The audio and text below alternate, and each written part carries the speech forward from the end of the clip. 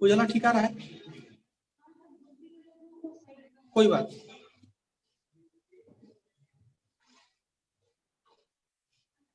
इधर लिखना होगा यहाँ।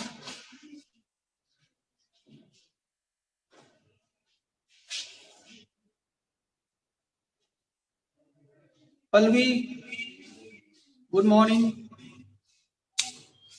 Zubair Khan good morning. बच्चों सबको गुड मॉर्निंग। अच्छा, ज्योति ने कहा आज बोर्ड सब क्लियर है। हाँ ज्योति, आज पूरा बोर्ड क्लियर है क्योंकि उजाला मुझे मदद कर रही है। आप लोग के छात्र हैं वो भी, ठीक है ना, आपके साथ सहपाठी है। तो चूंकि इलाहाबाद की है तो कोचिंग में आ जाती है पढ़ने के लिए, तो शी इज हेल्पिंग मी। ठीक है बच्चों, तो आइए हम शुरू करते हैं।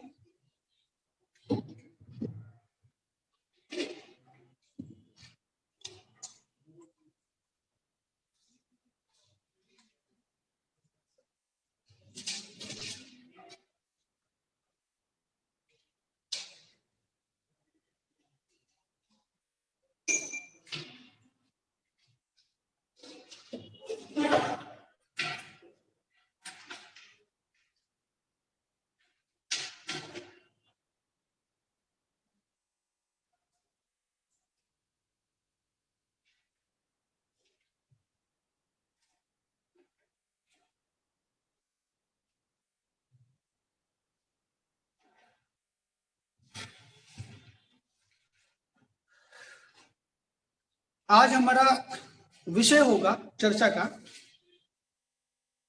अमेरिकी क्रांति। ठीक है, जैसे आप लोगों ने पिछले क्लास में पढ़ा था, पिछले क्लास में हम लोगों ने अध्ययन किया था कि समाजवादी और साम्यवादी विचारधारा के बारे में,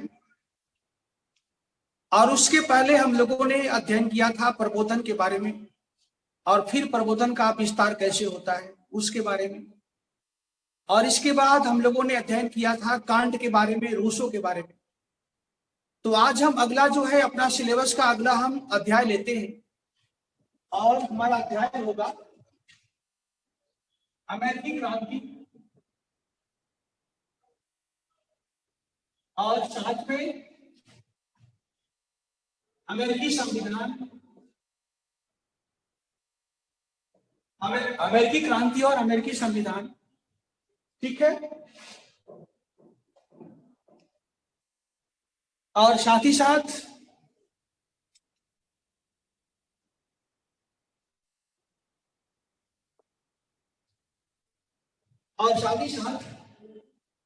अमेरिका में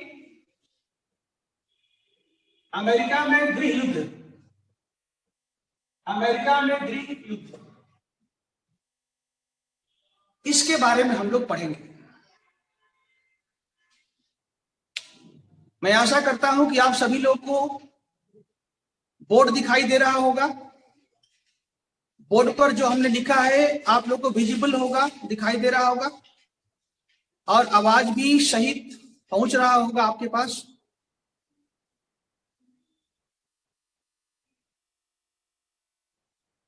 ठीक है,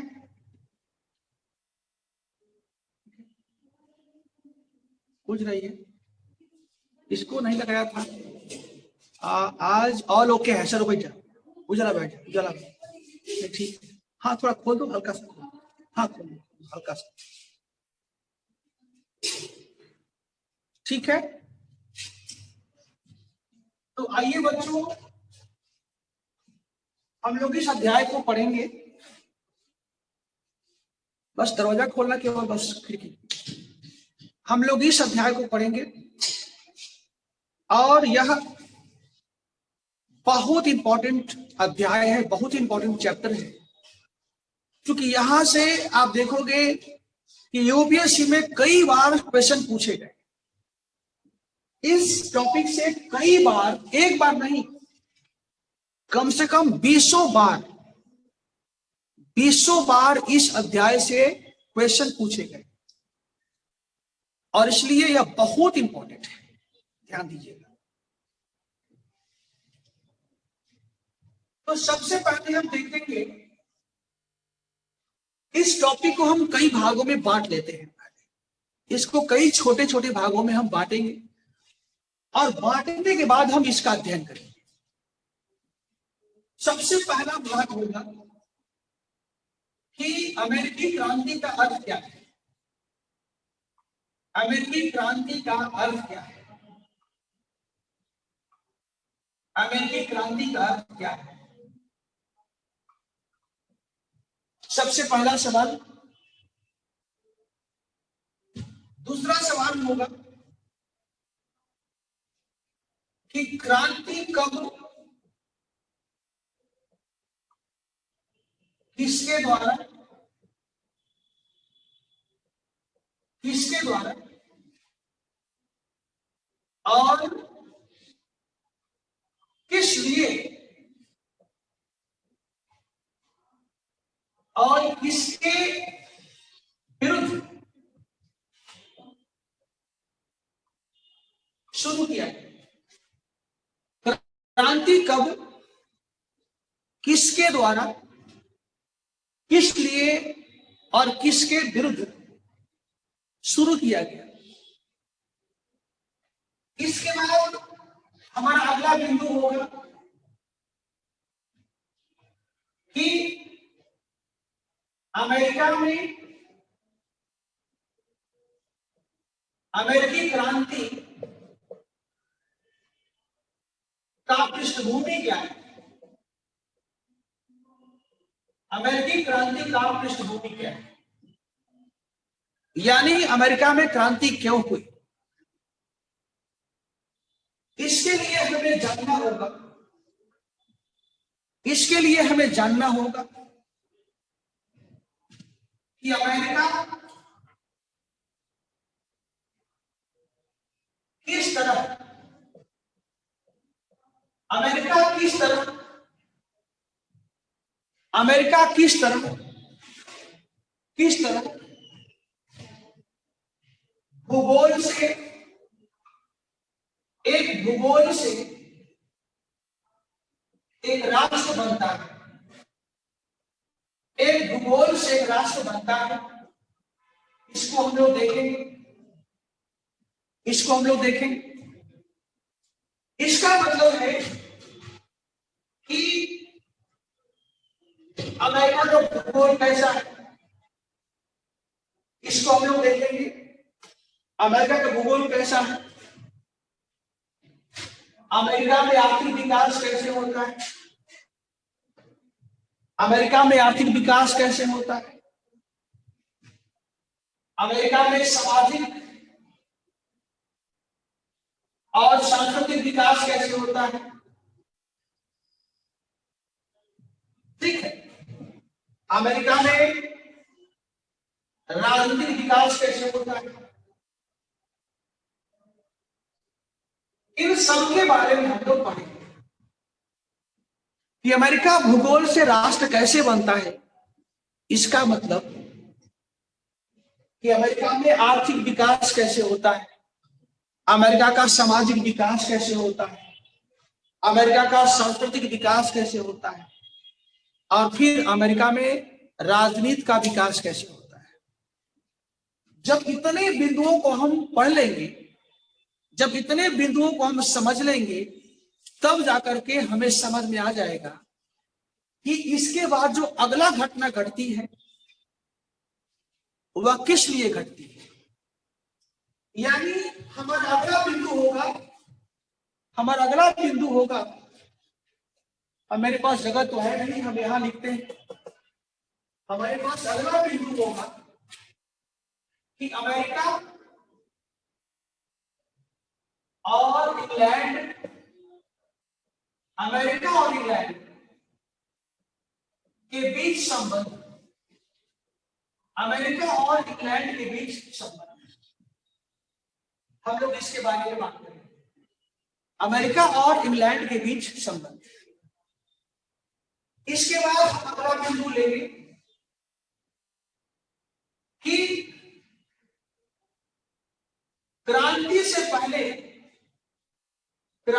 से पहले, क्रांति से पहले, क्रांति से पहले प्रमुख घटनाएं, क्रांति से पहले प्रमुख घटनाएं, क्रांति से पहले प्रमुख घटनाएं क्या है?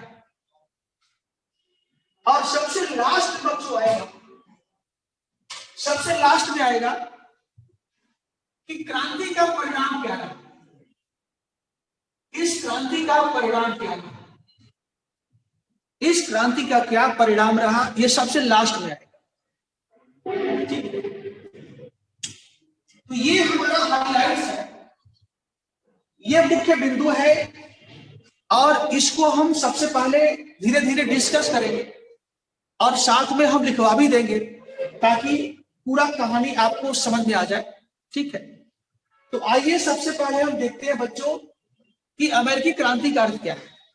समझिए, देखिए, एक होता है आंदोलन, एक होता है विद्रोह, और एक होता है क्रांति। यानी एक मूवमेंट हो गया, एक मूवमेंट हो गया, एक रिवोल्ट हो गया जिसको हम रिबेलियन कहते हैं, और एक रेवोल्यूशन। इन तीनों में अंतर होता है। We have some basic differences among the movement, revolt and revolution. इन तीनों में अंतर होता है। जो आंदोलन होता है उसका भी कुछ उद्देश्य होता है, जो रिवोल्ट होता है उसका भी कुछ उद्देश्य होता है, जो रेवोल्यूशन होता है उसका भी कुछ उद्देश्य होता है। इन तीनों में अंतर ये होता है बच्चों कि जो मूवमेंट होता है वह क्रमिक होता है, वह क्रमिक होता है, वो ग्रेजुअल होता है। जो रिवोल्ट होता है, जो मूवमेंट होता है वह ग्रेजुअल होता है, वह क्रमिक होता है, ग्रेजुअल होता है। जो रेवोल्यूशन होता है वह एक्सीडेंटल होता है। जो रेवोल्यूशन होता है वह क्या होता है, ऑल ऑफ सडन होता है, एक्सीडेंटल होता है। यानी हम ये कह सकते हैं कि मूवमेंट जो है it is a gradual process. आंदोलन क्या है, it is a gradual process, it is a gradual process.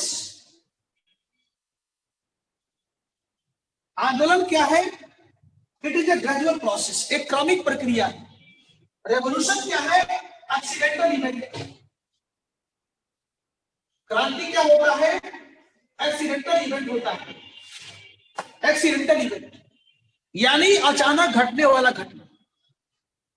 क्रांति जो होता है वह अचानक घटने वाला घटना होता है। समझिए, ये सबसे पहला पॉइंट है कि आंदोलन क्या होता है, क्रांति क्या होता है। दूसरी बात, जब कोई आंदोलन होता है, जब कोई आंदोलन होता है, यदि यह सफल हो जाता है, यदि आंदोलन होता है और सफल हो जाता है तो परिवर्तन होता है। तो क्या होता है, परिवर्तन होता है। यदि 1921 का, 1920-22 का गांधीवादी असहयोग आंदोलन सफल हो जाता है तो क्या होता है, परिवर्तन होता है। लेकिन वह परिवर्तन जो होता है वह रैडिकल नहीं होता है, वह रैडिकल नहीं होता है, वह उग्र नहीं होता है, वो ग्रेजुअल होता है। वो क्या होता है, मॉडरेट होता है। कहां लिखूं, वह परिवर्तन जो होता है, वह परिवर्तन जो होता है वह मॉडरेट होता है, मॉडरेट, नरम होता है, वह परिवर्तन नरम होता है। लेकिन जब रेवोल्यूशन होता है तो तो परिवर्तन जो होता है सडन होता है, और सडन होता है तो ओवरऑल होता है, पूरा पलट जाता है, पूरा छिन्न भिन्न हो जाता है। ध्यान देना, इन दोनों में सबसे बड़ा अंतर है।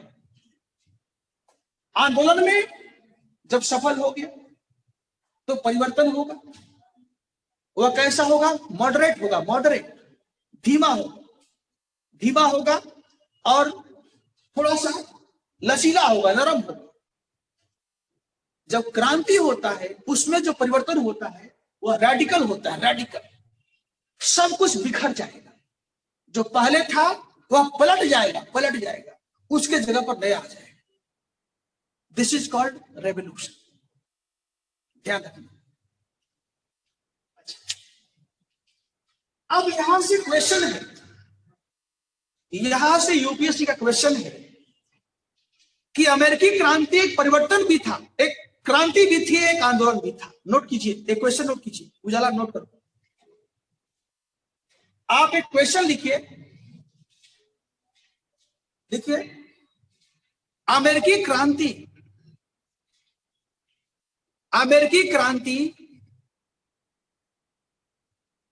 एक क्रांति और आंदोलन दोनों था। अमेरिकी क्रांति एक क्रांति और आंदोलन दोनों था। अमेरिकी क्रांति एक क्रांति और आंदोलन दोनों था। अमेरिकी क्रांति एक क्रांति और आंदोलन दोनों था। टिप्पणी कीजिए।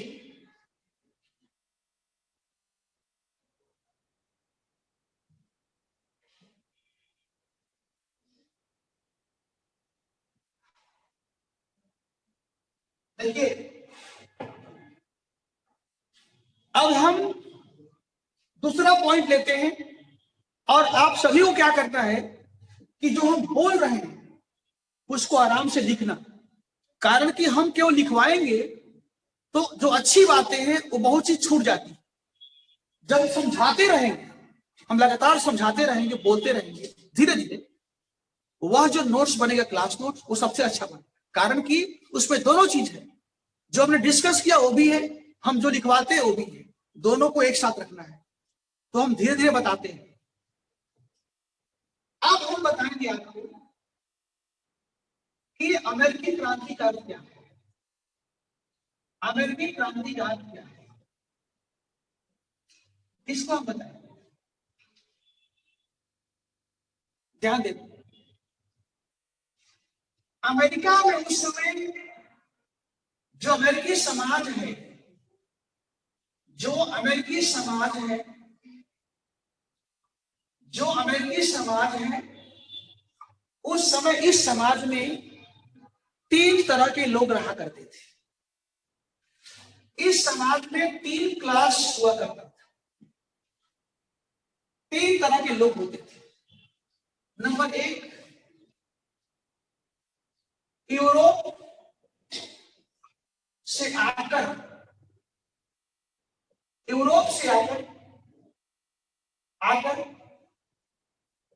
अमेरिका में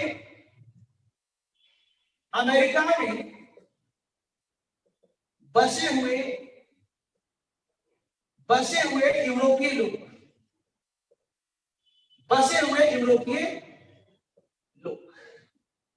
एक ये लोग हो गए। इस समाज में जो दूसरा वर्ग था, दूसरा क्लास था, वह था दास, जो निग्रो थे।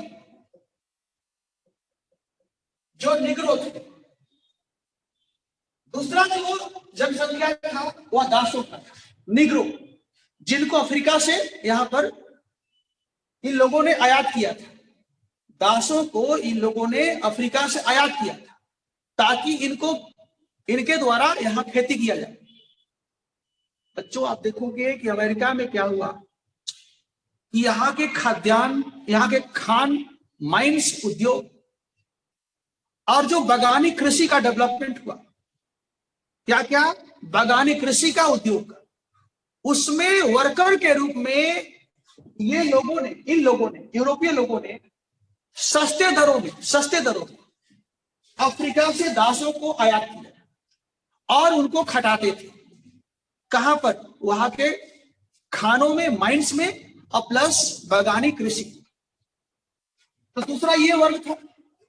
और जो तीसरा वर्ग था उसको हम कहते हैं रेड इंडियंस कहते हैं। उसको कहते हैं रेड इंडियंस। उसको कहते हैं रेड इंडियंस। जो रेड इंडियंस हैं ये अमेरिका के मूल निवासी हैं। ये अमेरिका के क्या है? मूल निवासी। ये अमेरिका के मूल निवासी है, रेड इंडियंस। ध्यान दें। अब देखो, प्रश्न ये है कि अमेरिका में क्रांति जो हुई उसका क्या अर्थ है? तो बच्चों, जो जुलाई 1776 को, जो जुलाई 1776 को अमेरिका में क्रांति हुई थी, वह क्रांति यूरोप से आकर अमेरिका में बसे हुए यूरोपीय लोगों के द्वारा हुई थी।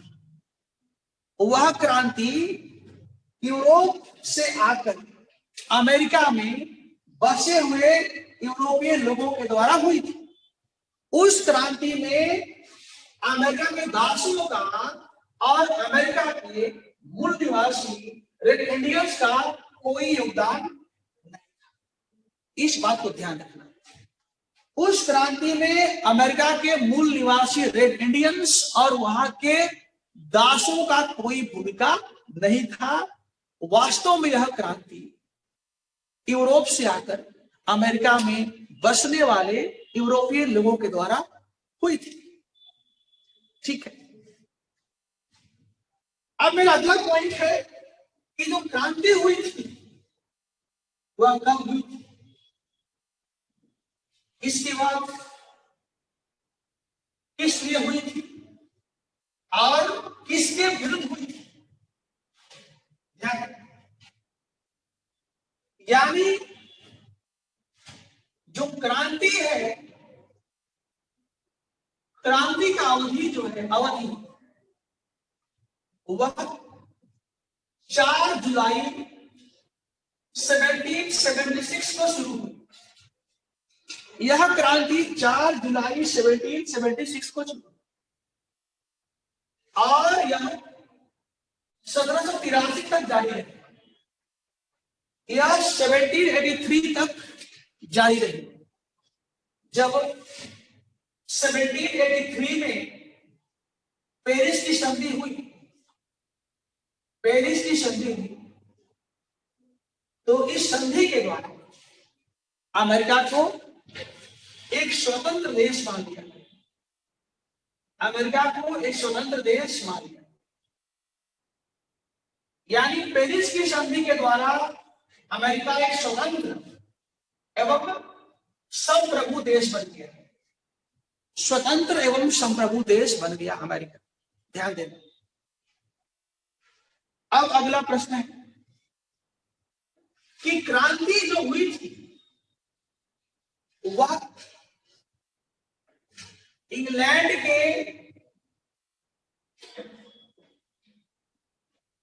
वाणिज्यवादी,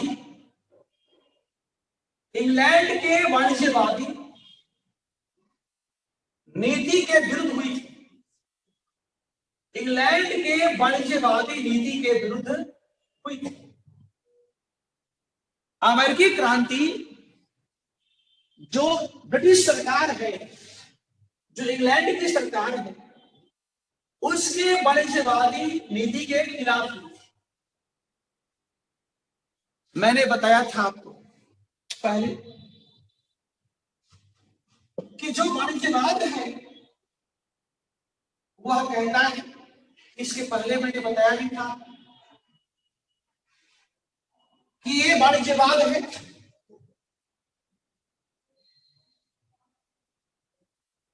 यानी मर्केंटाइल, ये मर्केंटाइल है। यह कहता है, ये इंग्लैंड है, और ये अमेरिका है, ये अमेरिका है। यह कहता है इंग्लैंड एक मातृ देश है।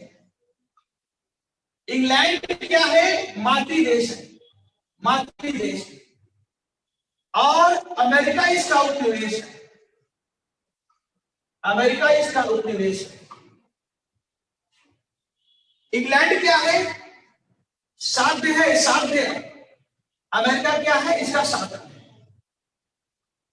अमेरिका इसका साधन है। इंग्लैंड, इंग्लैंड क्या है? साध्य है, अमेरिका इसका साधन है। इंग्लैंड जो है कहता है कि जो धन का प्रवाह होना चाहिए,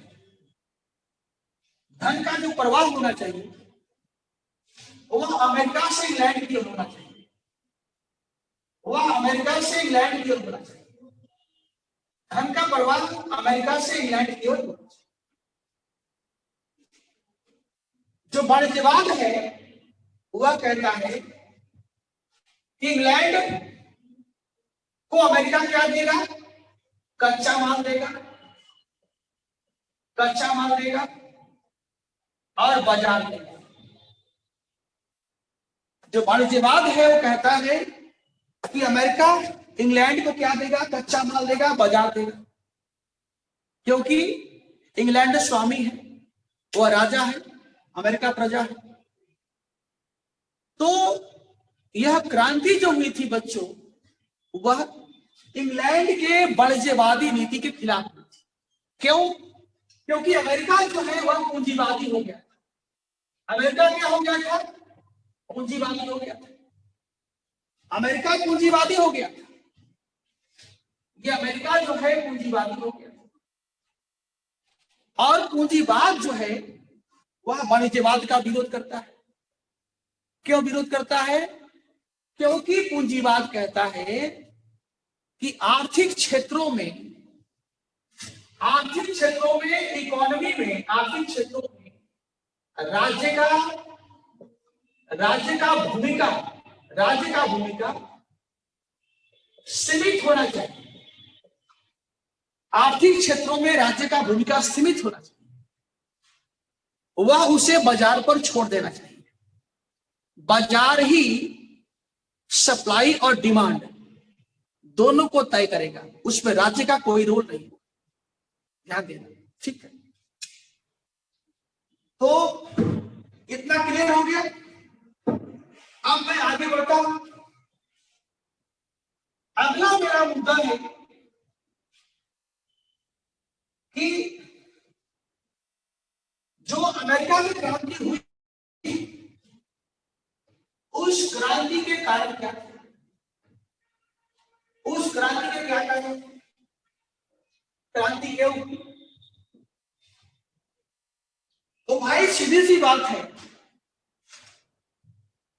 कि अमेरिका में क्रांति हुई, अमेरिका में क्रांति हुई तो उस क्रांति के कई वजह थे, उस क्रांति के कई वजह थे। आर्थिक वजह, उसका सांस्कृतिक वजह, सामाजिक, उसका राजनीतिक, उसका प्रशासनिक। यानी कोई भी क्रांति जो होती है उसमें कोई एक कारक या एक तत्व नहीं होता है, उसके लिए कोई एक कारक या कोई एक तत्व नहीं होता है। क्रांति में कई कारक होते हैं, क्रांति में कई कारक होते हैं। यानी कई कारक ऐसे देखो, कई कारक आपस में मिलते हैं, कई कारक आपस में मिलते हैं, तब जाकर क्रांति होती है, तब जाकर के क्रांति होती है। इसमें से कोई एक नहीं, सब मिलकर क्रांति करते। तो इसके लिए हमें देखना होगा कि अमेरिका में जो क्रांति होती है उसका पृष्ठभूमि कैसे बनता है। क्योंकि मैंने कहा कि क्रांति किसी एक घटना का परिणाम नहीं होती है, क्रांति में कई घटनाओं का रोल होता है। तो हमें जांच करना होगा कि अमेरिका में जो क्रांति हुई तो उसके पीछे कौन कौन से कारण थे, उनका क्या रोल था, और किस तरह से आपस में मिल करके वे सारे कारकों ने अमेरिका में क्रांति कर दी। तो आइए हम उसको देखते हैं। सबसे पहले हम देखेंगे बच्चों कि अमेरिका में एक राष्ट्र बनने की प्रक्रिया क्या है, अमेरिका कैसे राष्ट्र बनता है। जब राष्ट्र बनता है तभी जाकर के उसके अंदर चेतना आएगी कि हमारा अमेरिका है। जब तक कोई देश भूगोल रहेगा तब तक वो कैसे बताएगा कि हम और आपका हित अलग अलग है। उस भूगोल को राष्ट्र बनना हो। तो आइए सबसे पहला हम पॉइंट लेते हैं कि अमेरिका भूगोल से, ये हेडिंग होगा आपका, और उसके ऊपर क्या होगा, अमेरिकी क्रांति के पृष्ठभूमि, अमेरिकी क्रांति के पृष्ठभूमि, अमेरिकी क्रांति के पृष्ठभूमि, ये आपका हेडिंग होगा, अमेरिकी क्रांति के पृष्ठभूमि। और उसके नीचे जो पहला हमारा हेडिंग होगा, ये मुख्य हेडिंग होगा, मुख्य हेडिंग होगा। उसके नीचे जो हमारा सब हेडिंग होगा, सब हेडिंग, उसमें है कि अमेरिका भूगोल से राष्ट्र के रूप में प्रतिष्ठित,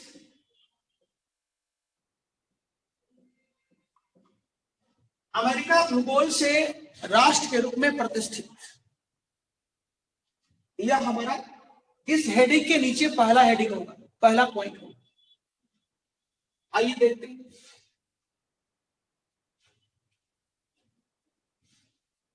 ये है नॉर्थ अमेरिका और ये है साउथ अमेरिका। ये नॉर्थ अमेरिका है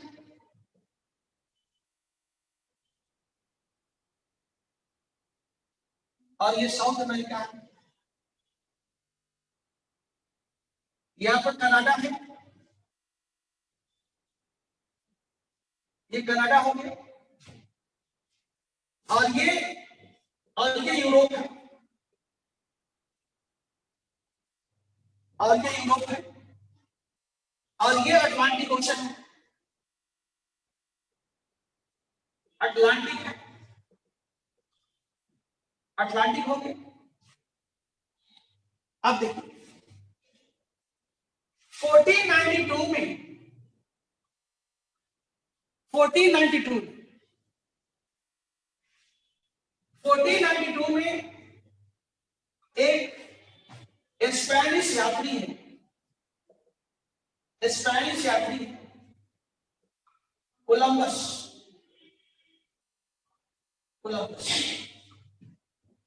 1492 में स्पेनिश यात्री कोलंबस है, उसने सबसे पहले अमेरिका का खोज किया। सबसे पहले उसने अमेरिका का खोज किया 1492 में। किसने किया? कोलंबस ने किया। बच्चों आप जानते होंगे कि कोलंबस वास्तव में इंडिया का खोज करने निकला। कोलंबस वास्तव में इंडिया का खोज करने निकला था, लेकिन पहुंच गया अमेरिका, और अमेरिका में गया, और जैसे अमेरिका में अपना पैर रखा, अमेरिका में जैसे पैर रखा तो कहा कि इंडीज, ये क्या है? इंडीज है। अमेरिका में पैर रखने के बाद कोलंबस ने कहा कि इट इज इंडीज, यानी इंडिया है, और यहाँ के लोगों को कह दिया रेड इंडियंस कह दिया, और यहाँ के लोगों को कह दिया रेड इंडियंस, जो यहाँ के मूल निवासी थे। कारण कि अमेरिका के जो मूल निवासी थे उनका रंग थोड़ा तांबे की तरह था। कैसा था? तांबा, जो तांबा मेटल होता है ना, तो तांबे की तरह उनका कलर था, स्किन था। तो इसने कह दिया कि ये रेड इंडियंस है और जगह क्या है? इंडीज है। उसी समय से यह प्रचलित हो गया रेड इंडियंस, लेकिन वो अमेरिका था, वो इंडिया नहीं था। अब देखिए,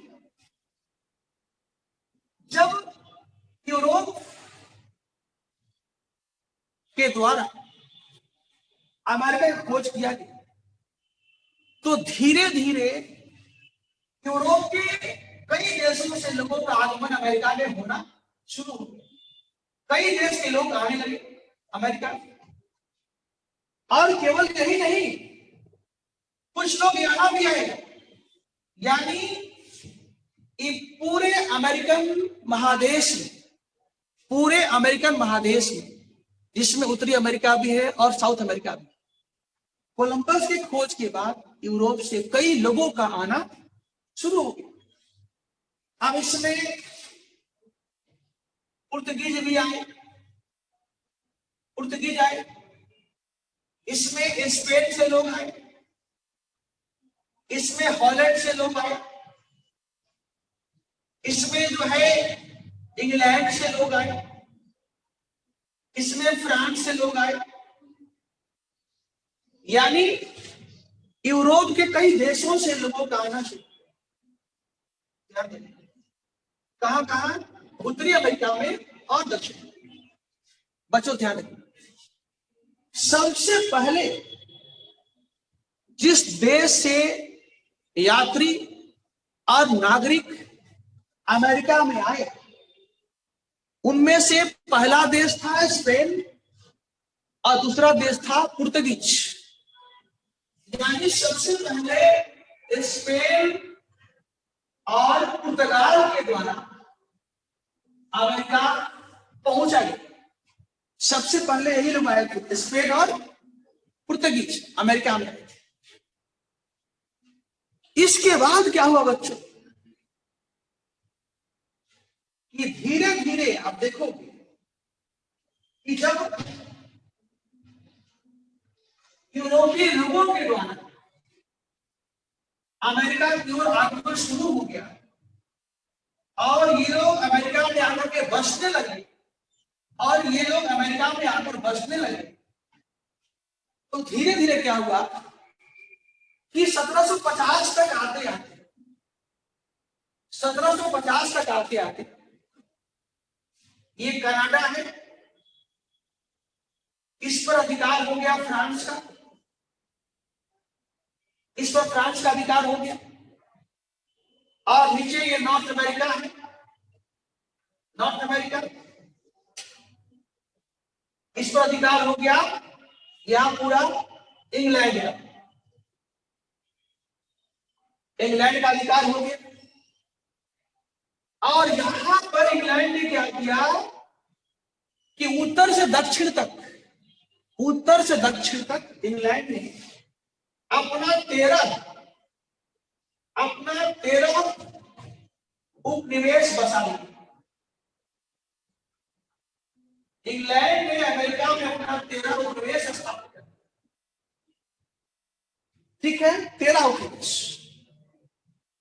यानी जिसे आज हम यूएसए कहते हैं, आज हम जिसे यूएसए कहते हैं या यूएस कहते हैं, वहां पर पहले इंग्लैंड के द्वारा बसाए गए 13 उपनिवेश हुआ। अब देखिए, जो 13 उपनिवेश थे, जो 13 उपनिवेश थे, उनमें से लगभग 90%, उनमें से 90% जो है वो 21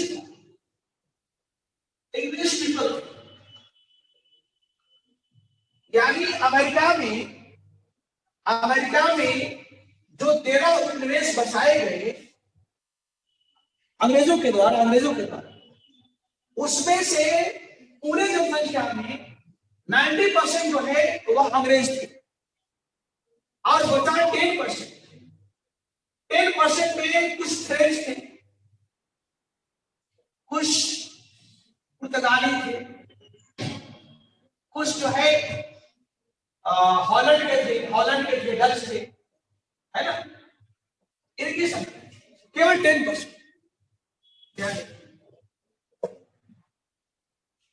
यानी इस बात को ध्यान रखना कि आज अमेरिका जो है, उस अमेरिका के जनसंख्या में सबसे अधिक लोग जो थे वह अंग्रेज थे। उनका परसेंटेज था लगभग 90%। और अमेरिकी समाज में जो 10% लोग थे वे यूरोप के अन्य देशों से थे, जैसे कुछ पुर्तगाली थे, कुछ फ्रेंच थे, कुछ डच थे, मतलब हॉलैंड के थे, ऐसे ऐसे थे। यानी हमें एक बात समझ में आ गया, कि क्रांति से पहले जो अमेरिका का समाज था, क्रांति से पहले जो अमेरिका का समाज था वह क्या था? मिक्स्ड। वह क्या था? मिक्स्ड। यानी कि समाज कैसा था? मिश्रित था। आप देख सकते हैं वह समाज क्या था? मिश्रित। वहां एक जाति के लोग नहीं थे, अंग्रेज भी थे, हॉलैंड के लोग भी थे, फ्रांस के लोग भी थे, पुर्तगाली भी था, स्पेनिश भी था, मतलब कई देश के लोग थे। ये अलग बात है कि अधिक संख्या किसका था? 90% अंग्रेजों का था। इतना पॉइंट्स क्लियर हो गया। अब हम क्या देखते हैं बच्चों कि जो नॉर्थ अमेरिका है ये तो अंग्रेजों के हाथ में चला गया। कनाडा जो है वह चला गया फ्रांस के हाथ में। और ये साउथ अमेरिका है, जहां ब्राजील है ना, अर्जेंटीना है ना। ये जो साउथ अमेरिका है यह चला गया किसके हाथ में? यह चला गया पुर्तगीज और स्पेन के हाथ में चला गया। ये चला गया पुर्तगाली और स्पेन के हाथ। इस बात को ध्यान रखना। यानी साउथ अमेरिका चला गया पुर्तगाली और स्पेन के हाथ में चला। यानी कि पूरा जो है अमेरिका को देखा जाए तो वह 3 भागों में बट गया। कनाडा फ्रांस के हाथ में चला गया, अमेरिका इंग्लैंड के हाथ में चला गया, और साउथ अमेरिका जो है वह पुर्तगाल और स्पेन के हाथ में चला गया। ठीक है, अब आगे बढ़ते हैं।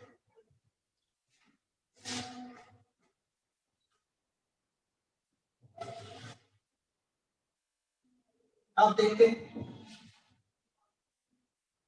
जब अमेरिका में यूरोपीय लोगों का बसाव हो गया, यानी जो यूएसए है,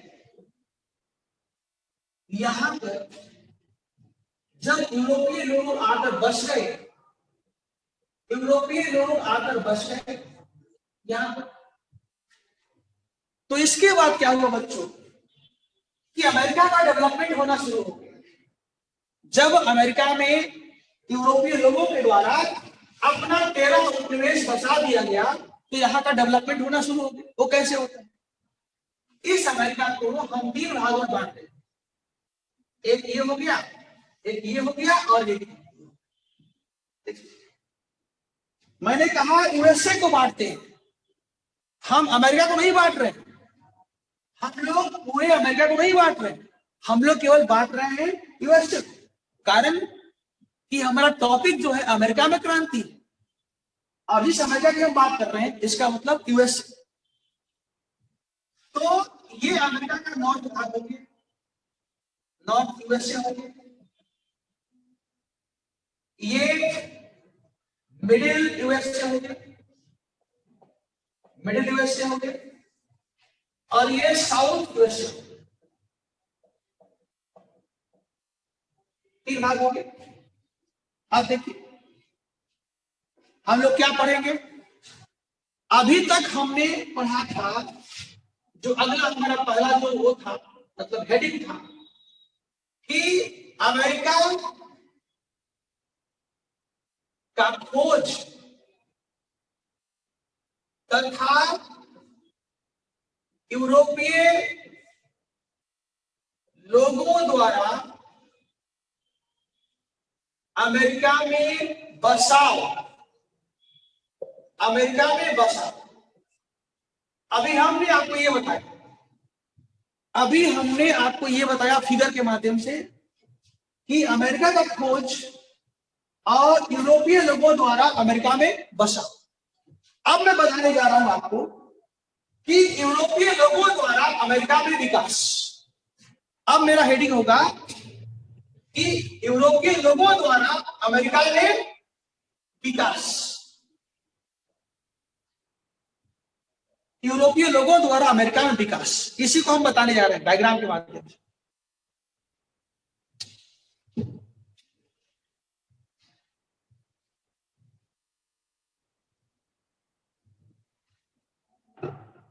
ठीक है, बहुत तेज तो नहीं है, स्पीड अच्छी है बच्चों, आप लोग आराम से लिख पा रहे हैं, आप लोग आराम से लिख पा रहे हैं। ठीक है, ठीक है, ठीक है। देखो इससे दोनों काम हो रहा है। दोनों काम कैसे हो रहा है? हम लोग कहानी को समझते भी हैं और हम लोग लिखते भी, ये दोनों काम है। इससे फायदा क्या होगा कि आप भूलेंगे नहीं। यदि हम लिखवा देंगे, अभी लिखवाना शुरू करेंगे तो आपको नींद आने लगेगा, लिखते लिखते आप थकने लगेंगे। लेकिन समझेंगे लिखेंगे तो आप थकेंगे नहीं, और ये सब दिमाग में आएगा। ठीक है, तो देखिए हेडिंग मेरा क्या है, यूरोपीय लोगों द्वारा अमेरिका में विकास। अब हमारा हेडिंग हो गया। अब ये नॉर्थ अमेरिका है, नॉर्थ यूएसए, ये मध्य यूएसए और ये साउथ यूएसए। अब देखिए विकास कैसे होता है। जो नॉर्थ यूएसए है यह पहाड़ी है, यह पहाड़ी क्षेत्र है, यहां पर बर्फीला स्थान है, ये पहाड़ी है और क्या है, बर्फीला है, यानी यहां ठंडक बहुत अधिक है। यह हिली है, यह हिली है और स्नोई है, यह हिली है और स्नोई है। स्नोई यानी जो अमेरिका का नॉर्थ भाग है यूएसए का, वह पहाड़ी भी है, बर्फीला भी है, सालों भर बर्फ पड़ते हैं।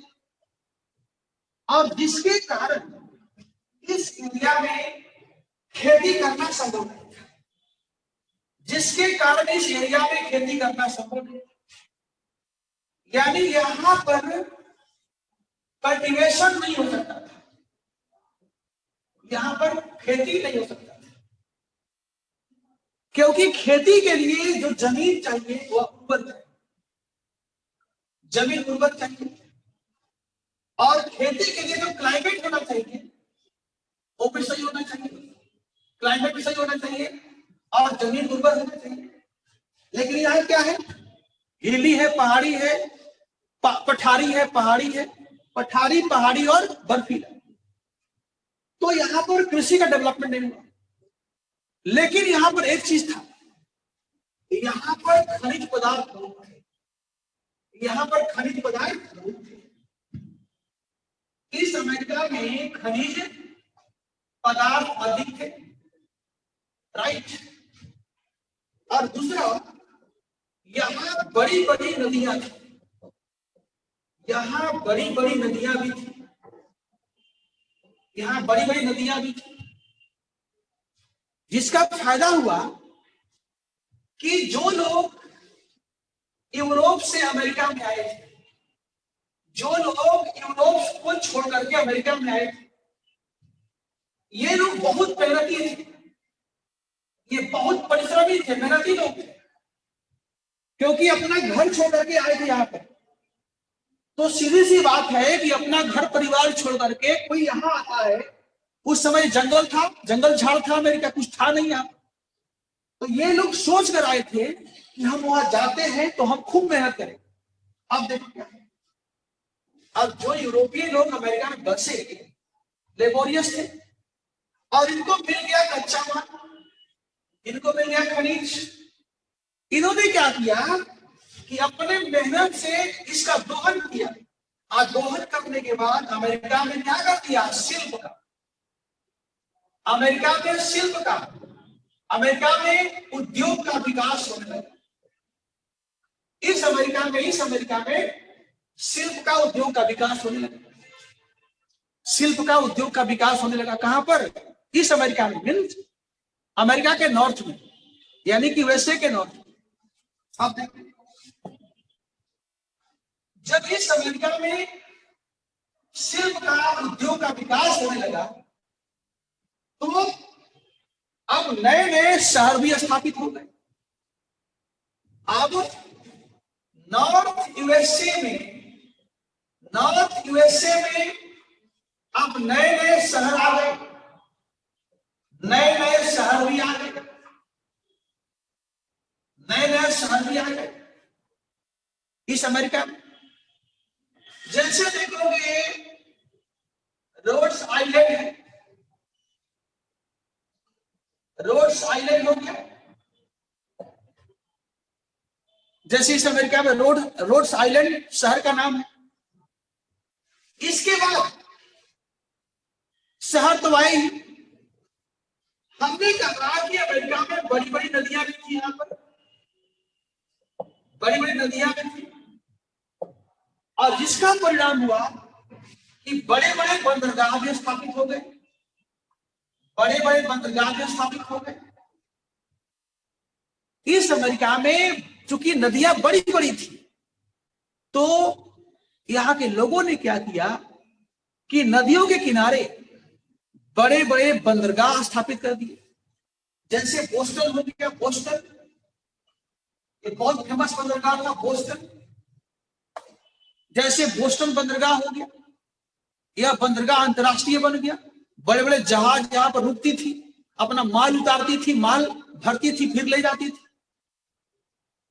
तो बच्चों आप देखोगे कि अमेरिका का जो नॉर्थ है उसका विकास ऐसे होता है। अब चलते हैं हम कि जो अमेरिका का जो मध्य में है, यानी कि मध्य अमेरिका का विकास कैसे होता है, इसके बारे में पढ़ेंगे।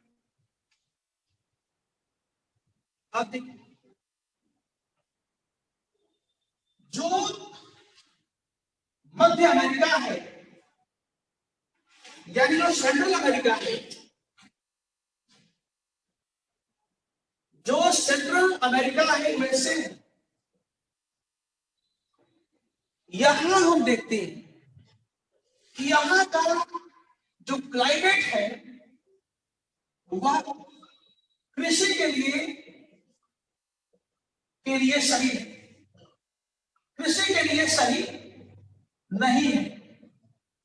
यहां का क्लाइमेट जो है कृषि के लिए सही, सेंट्रल अमेरिका का क्लाइमेट कृषि के लिए सही, लेकिन यहां पर घने घने जंगल है, यहां पर घने घने जंगल थे, यहां पर घने घने जंगल थे, यहां पर घने घने जंगल थे, बहुत जंगल था। तो यहां के लोगों ने क्या किया कि भाई जैसा भगवान ने दिया है, जैसा धरती माता ने दिया है वही हम करेंगे। अब मान लीजिए धरती माता ने दिया है कि तुम यहां खेती नहीं कर सकते, तो नहीं करेंगे, हम जो दिया है उसी से काम चलाएंगे। तो हम क्या करेंगे कि घने घने जंगलों का उपयोग करेंगे। यहां देखोगे बच्चों, यहां भी उद्योग स्थापित हुआ, यहां भी क्या हुआ, उद्योग स्थापित हुआ। मध्य अमेरिका में उद्योग शिल्प का विकास हुआ, उद्योग शिल्प का विकास हुआ, ठीक। और जैसा कि हमने कहा कि जब उद्योग शिल्प का विकास होगा तो सीधी सी बात है व्यापार वाणिज्य बढ़ेगा, तो सीधी सी बात है कि व्यापार वाणिज्य भी बढ़ेगा। जब व्यापार वाणिज्य बढ़ेगा तो सीधी सी बात है नए नए शहर स्थापित होंगे, यानी कि जो सेंट्रल अमेरिका है, जो सेंट्रल यूएसए है, यहां पर हम देखते हैं कि न्यूयॉर्क हो गया, न्यूयॉर्क हो गया, न्यू जर्सी हो गया, न्यू जर्सी हो गया, ऐसे शहर जो है इस अमेरिका में स्थापित हो गए। न्यूयॉर्क, न्यू जर्सी, ये दोनों शहर कहां के हैं? ये सेंट्रल अमेरिका के, ये क्या है? Central USA. अब आगे बढ़ते हैं। अब बचा कि अब बचा कि यूएसए का जो साउथ है, यूएसए का जो साउथ है उसका विकास कैसे होता है, यानी साउथ यूएसए का विकास कैसे होता है। यहां हम देखते हैं कि जो क्लाइमेट है वह वार्म है। क्या है? वार्म है, गर्मी है यहां पर, और जिसके कारण यहां पर जो कृषि है, कृषि का विकास बेहतर होता है। यहां पर कृषि का विकास बेहतर होता है।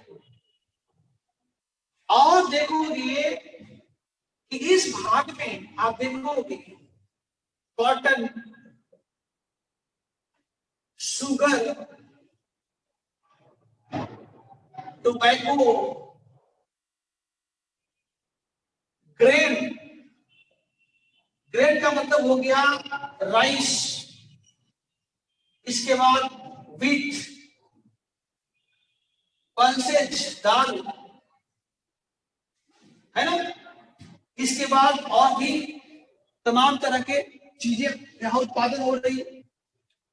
यानी इस अमेरिका में कॉटन हो गया, शुगर हो गया, तंबाकू हो गया, इसके बाद चावल हो गया, गेहूं हो गया, दालें हो गई, यानी हर तरह का अनाज यहाँ पर उत्पादन होता है।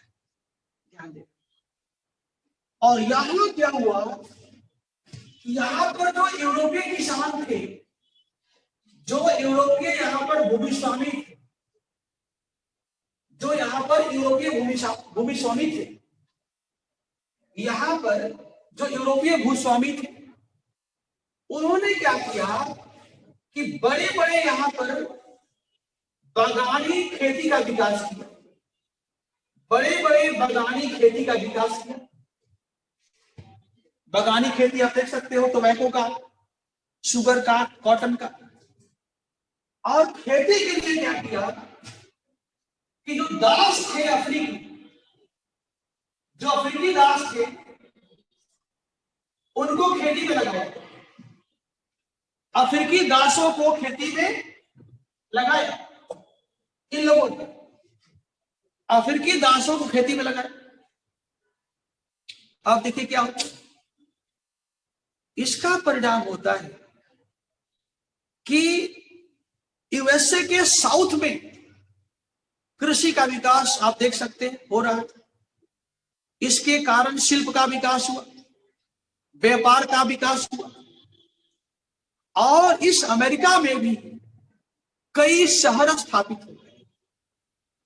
भाई शहर तो ऐसे ही बनते हैं जब कृषि का विकास होगा और उस विकास के माध्यम से अधिशेष प्राप्त होगा।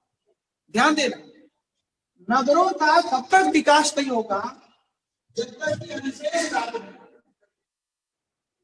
कहीं भी दुनिया में कहीं भी नगर नहीं आएंगे जब तक अधिशेष प्राप्त नहीं होगा, यानी कि जब तक सरप्लस प्राप्त नहीं होगा, कभी भी दुनिया में सिटी नहीं है।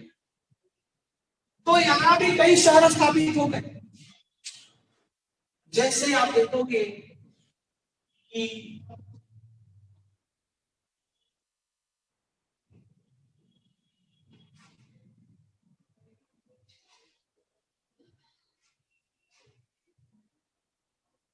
जैसे हम कर सकते हैं यहां पर कैरोलिना, कैरोलिना हो, कैरोलिना शहर का नाम कैरोलिना, ये साउथ अमेरिका में है, आई मीन साउथ यूएसए में। कैरोलिना हो गया, वर्जीनिया हो गया, वर्जीनिया हो गया, वर्जीनिया हो गया, जॉर्जिया हो गया, जॉर्जिया हो गया। ठीक है, ये सारे नगर जो है ये साउथ यूएसए में स्थापित है। ठीक है, लिख लिया? ठीक है, तो ये आपका जो है आपने देखा कि किस तरह से अमेरिका एक भूगोल से राष्ट्र बनता है और कैसे अमेरिका में बसने वाले लोगों ने अमेरिका का विकास किया। आप देखिए, अब हम देखेंगे कि अमेरिका जो है अपने भूगोल, अमेरिका अपने भूगोल का दोहन करके, दोहन करके, अमेरिका अपने भूगोल का दोहन करके,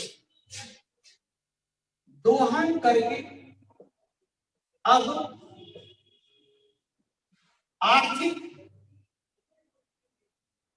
सामाजिक, सांस्कृतिक स्तर पर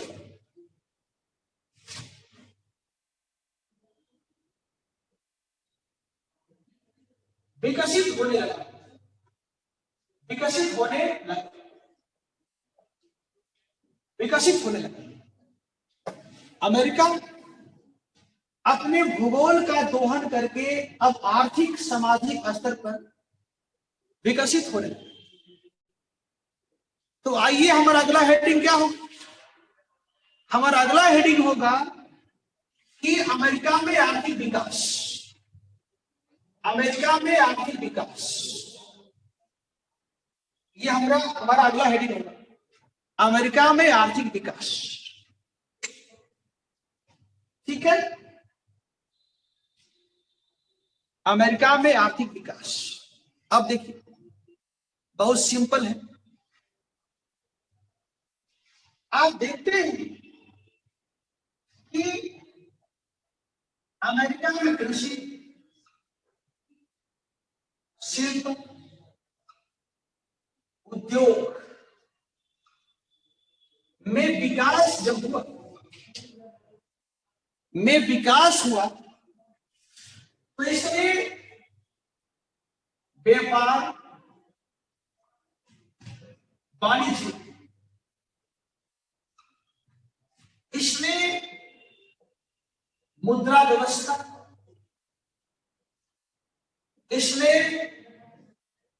बैंकिंग, इसने संचार के साधन, इसने राष्ट्रीय आय, इसने प्रति व्यक्ति आय इत्यादि में वृद्धि करना शुरू किया। इसने इत्यादि में वृद्धि करना शुरू किया।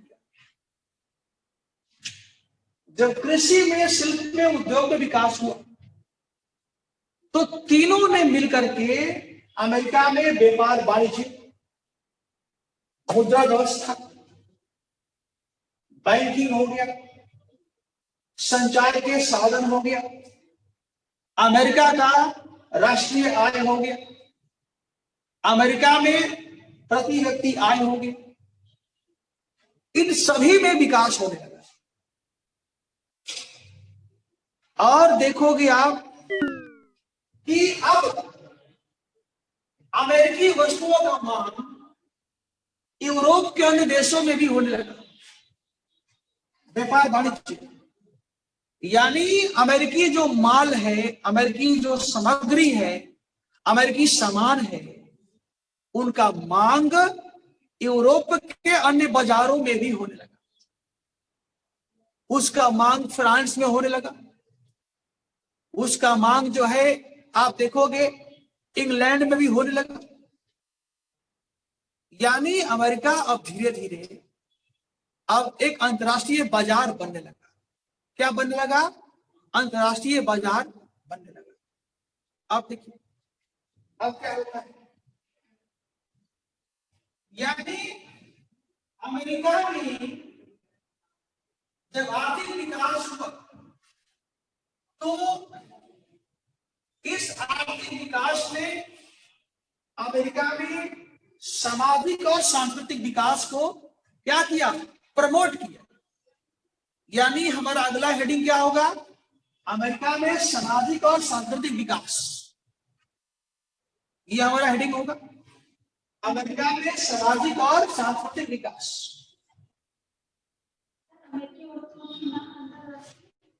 बाजार बनने लगा। अमेरिकी जो है, अमेरिका धीरे धीरे अंतर्राष्ट्रीय व्यापार का केंद्र बनने लगा। ये लिखिए, अमेरिका अब अंतर्राष्ट्रीय बाजार का, अंतर्राष्ट्रीय व्यापार का केंद्र बनने लगा। ठीक है, अमेरिका अब अंतर्राष्ट्रीय व्यापार का केंद्र बनने लगा। अब देखिए, हमने देखा अमेरिका में जब आर्थिक विकास हुआ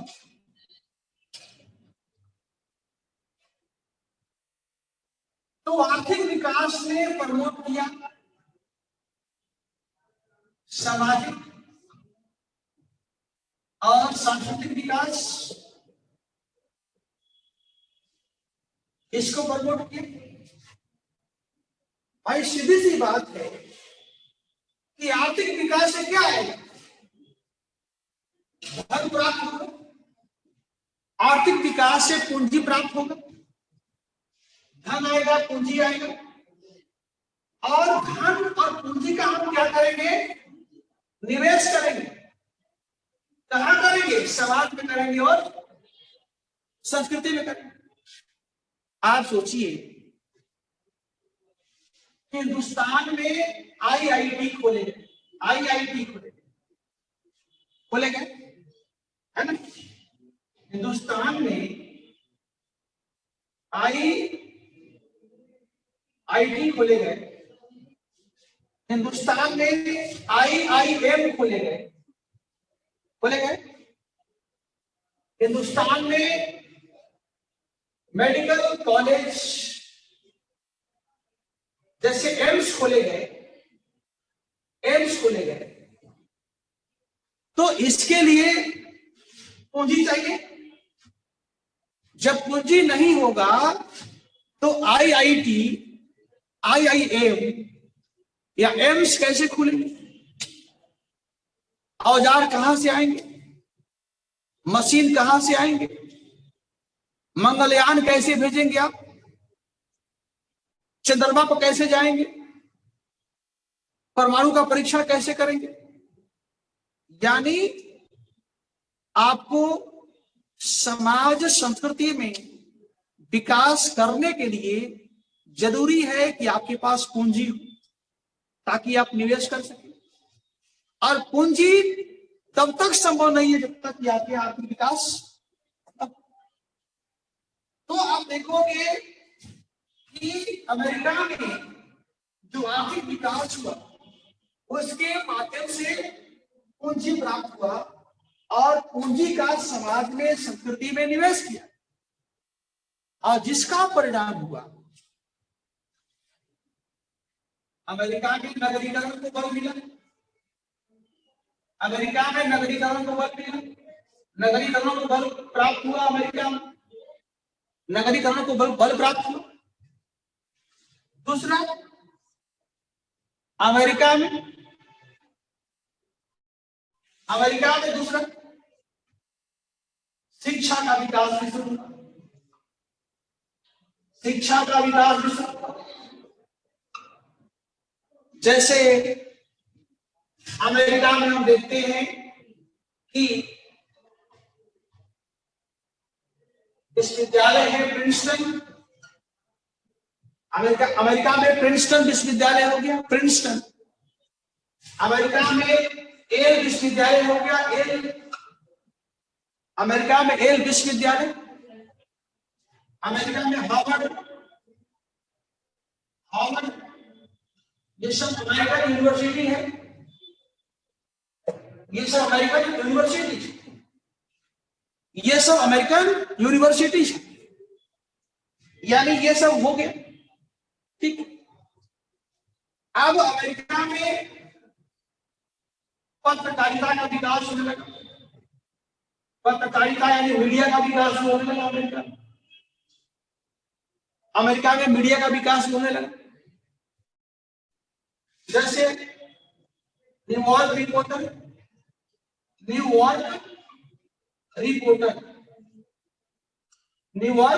हो गया।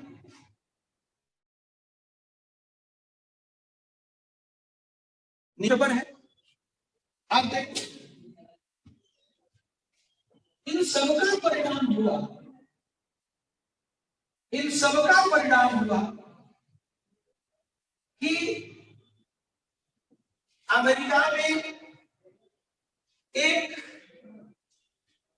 इन सबका परिणाम हुआ कि अमेरिका में प्रोग्रेसिव एजुकेटेड मध्यवर्ग पैदा हुआ। अमेरिका में एक पढ़ा लिखा मध्यवर्ग, यानी एक प्रगतिशील शिक्षित मध्यवर्ग पैदा हुआ, जो बुद्धिवादी था, जो समतावादी था, जो धर्मनिरपेक्ष था, जो लोकतांत्रिक था,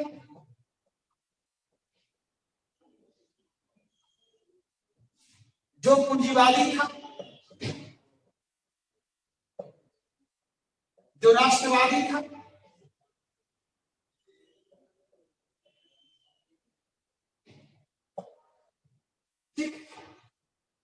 यानी जो मध्यवर्ग है बुद्धिवादी है, समतावादी है, धर्मनिरपेक्ष है और लोकतांत्रिक भी है, राष्ट्रवादी भी है ये पूरा।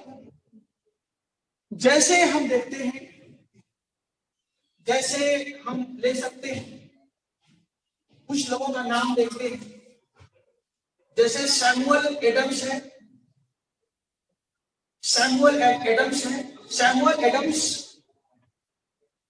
जैसे मैथ्यू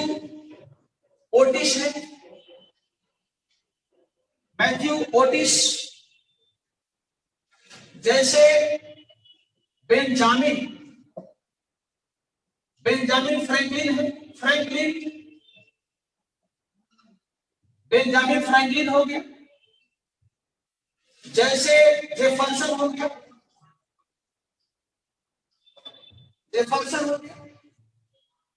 ये सब अमेरिकन है,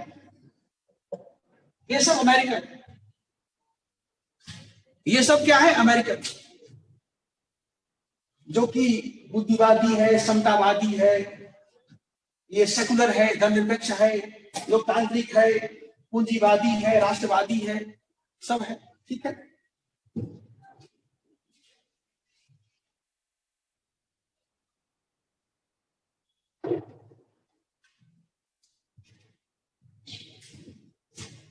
अब देखिए, इसके बाद हम देखते हैं कि अगला पॉइंट है हमारा अमेरिका की धार्मिक स्थिति कैसी है? अमेरिका की धार्मिक स्थिति कैसी है?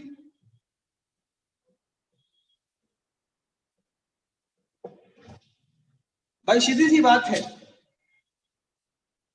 कि सीधी सी बात है कि अमेरिका में आर्थिक विकास हुआ था। अमेरिका में आर्थिक विकास हुआ था।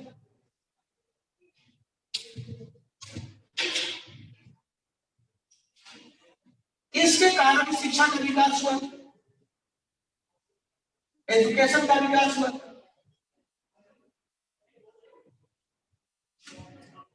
और इसके कारण क्या हुआ था? अमेरिकी समाज में बुद्धिवाद का विकास हुआ। बुद्धिवाद का विकास हुआ। इसके कारण क्या हुआ था? बुद्धिवाद का विकास हुआ। और इसके कारण अमेरिकी समाज बन गई थी क्या? सेकुलर बन गई थी। इसके कारण अमेरिकी समाज क्या बन गई? सेकुलर बन गई। सेकुलर यानी कि उनका सोच क्या था? सेकुलर था, धर्मनिरपेक्ष था। अमेरिका में देखते हैं हम कि जो प्रोटेस्टेंट चर्च है, प्रोटेस्टेंट इसका बोलबाला है।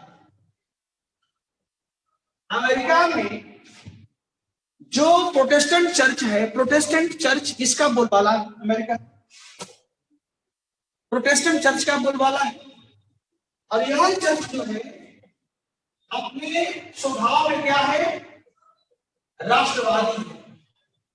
यह अपने स्वभाव में राष्ट्रवादी है।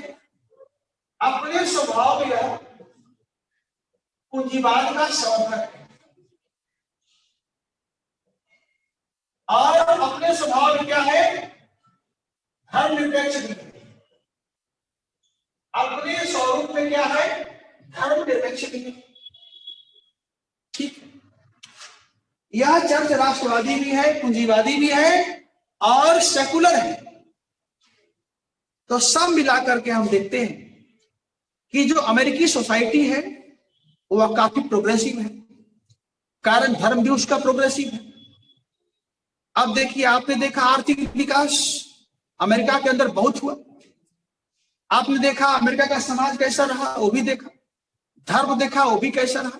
एजुकेशन, वो भी कैसा रहा। यानी सब चीज जो है अच्छा ही अच्छा होते जा रहा है। अमेरिका में कुछ भी जो है खराब नहीं हो रहा है, सब अच्छा ही हो रहा है। अब देखेंगे कि अमेरिका का राजनीति कैसा है, तो आइए देखते हैं।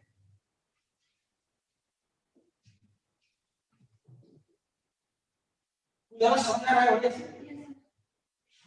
आज कुछ नया तरीका से पढ़ा रहे हैं ना।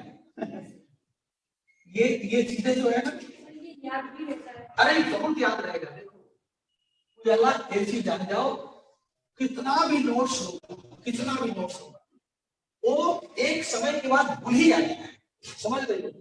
लेकिन जो चीज को हमने आंखों से देखा है, कानों से समझा है, हाथों से लिखा है, वो चीज जल्दी भूलेगा नहीं। अब भूलेगा भी ना तो जाते जाते तुम्हारे पास कम से कम 60% बच जाएगा। और 60% से कोई ज्यादा लिख नहीं पाता। अब देखते हैं अमेरिका में राजनीति कैसा है। ठीक, राजनीति कैसा है? ठीक, अब देखिए अमेरिका में देखते हैं कि राजनीति में दो संस्थाएं हैं अलग अलग। यानी जो अमेरिकी राजनीति है उसमें शक्ति, अधिकार, उत्तरदायित्व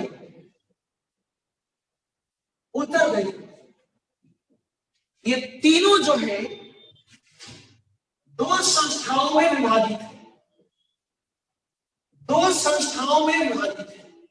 एक और दो। अमेरिका में राजनीतिक शक्ति, प्रशासनिक शक्ति, राजनीतिक शक्ति, अधिकार तथा उत्तरदायित्व, अमेरिका के दो संस्थाओं के बीच में बांटा गया है। ये गवर्नर है, ये क्या है, गवर्नर है। एक ये हो गया और ये हो गया अमेरिकी विधान परिषद हो गया, अमेरिकी विधान परिषद हो गया, एक ये संस्था हो। अब देखो, जो गवर्नर है वह 13 प्रांतों का अलग अलग गवर्नर है।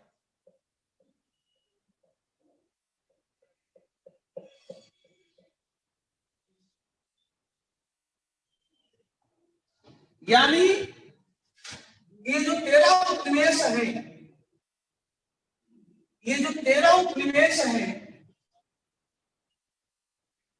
इन सब में अलग अलग गवर्नर है, सब में अलग अलग गवर्नर है, सबका गवर्नर अलग अलग है।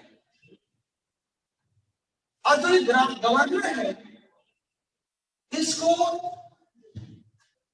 जो अपॉइंटमेंट होता है इसका, वह ब्रिटिश क्राउन के द्वारा होता है। इसका नियुक्ति होता है किसके द्वारा, ब्रिटिश क्राउन के द्वारा होता है।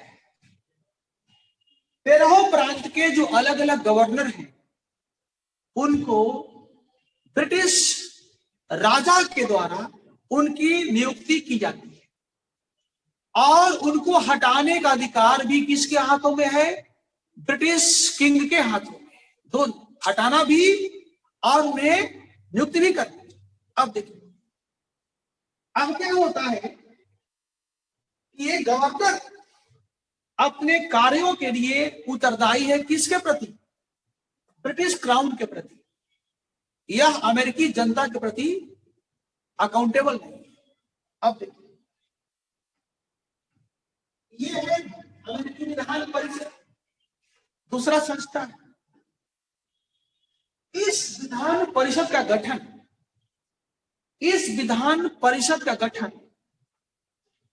अमेरिकी वासियों के द्वारा, अमेरिकी लोगों के द्वारा सीमित चुनाव के द्वारा होता है,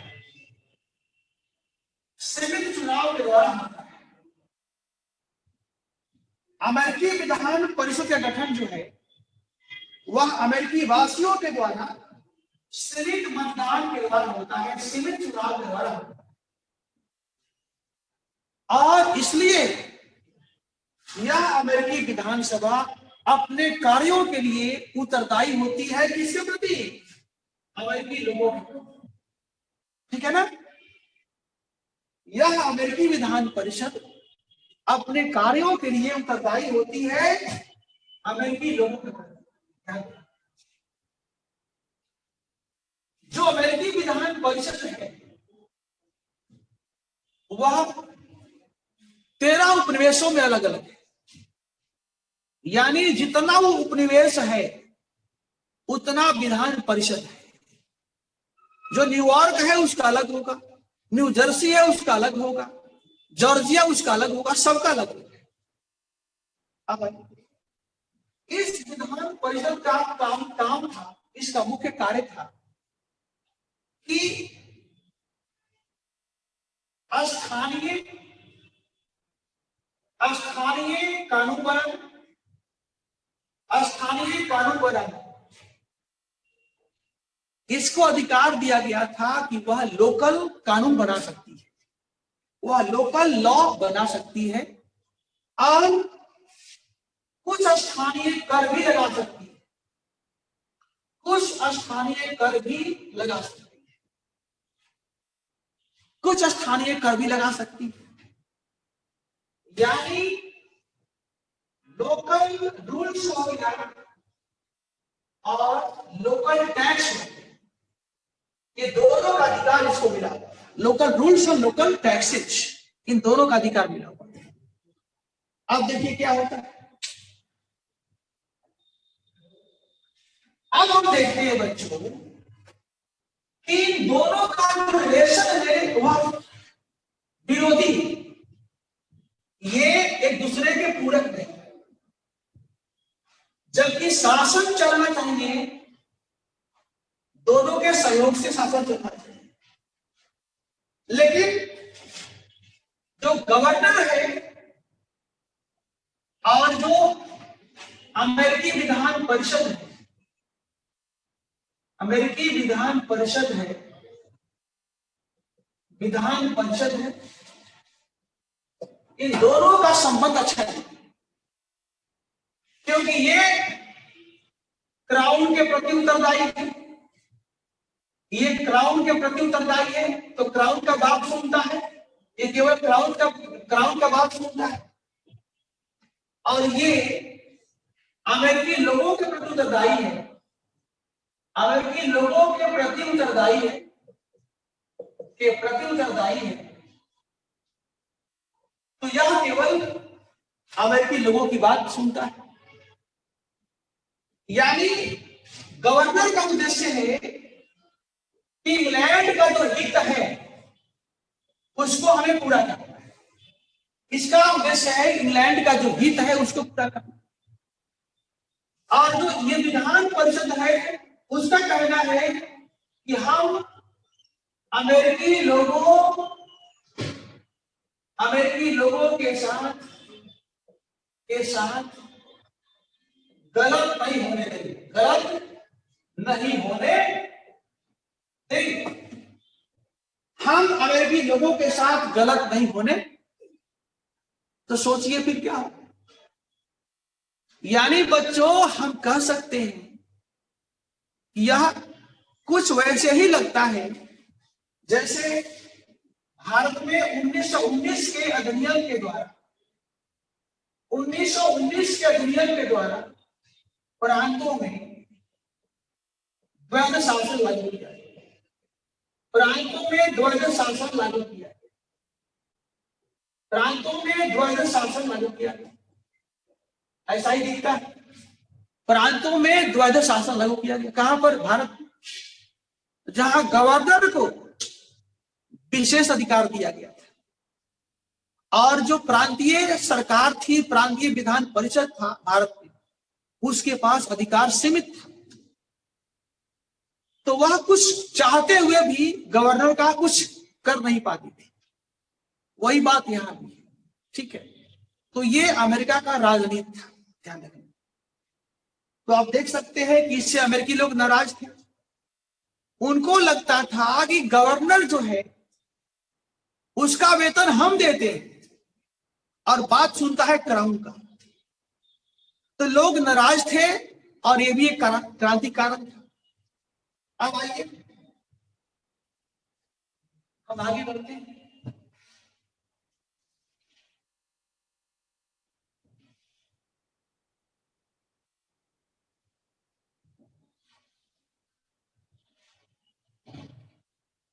अब हम लोग अगला जो पॉइंट होगा, जो अगला वह होगा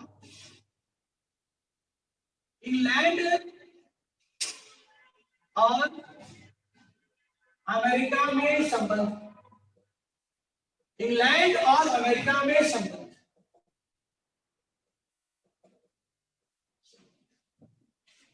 ठीक है, इंग्लैंड और अमेरिका में संबंध, ये हमारा हेडिंग होगा। यह सामान्य तथ्य है, सामान्य तथ्य है। इंग्लैंड एक मातृ देश है और अमेरिका उसका उपनिवेश है।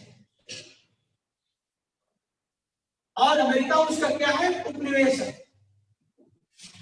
इंग्लैंड मातृ देश है, अमेरिका उसका उपनिवेश है। इंग्लैंड साध्य है, अमेरिका उसका साधन है। अमेरिका उसका साधन है। तो इंग्लैंड का उद्देश्य है, तो इंग्लैंड का उद्देश्य है कि अमेरिका का शोषण करने के लिए, अमेरिका के शोषण के लिए समय समय पर कानून बनाना।